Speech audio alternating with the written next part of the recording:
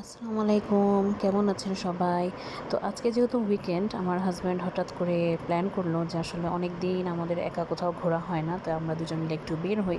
So basically আজকে weekend ডেটে আমরা গেছিলাম। তো তার আগে একটু আড়ংয়ে গেছিলাম কিছু টুকিটাকি শপিং করতে, এবং একটা বিয়ে বাড়িতে যাওয়ার দাওয়াত আছে। সো এই কারণে ওই গিফটটাও কিনে নিলাম আর কি।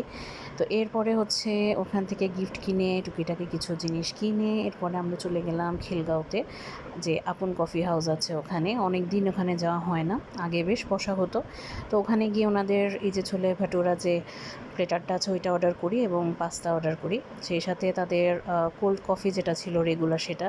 বাট কেন জানি ওদের, হ্যাঁ, ছোলে ভাটুরাটা মজা লাগছিল এবং পাস্তাটাও মজা ছিল খাবার, বাট যে কারণে আপন কফি এত ওয়েল নোন, এত প্রসিদ্ধ, সেই কফিটাই কেন জানি খুব বাজে লাগছে আজকে, জানি না কেন।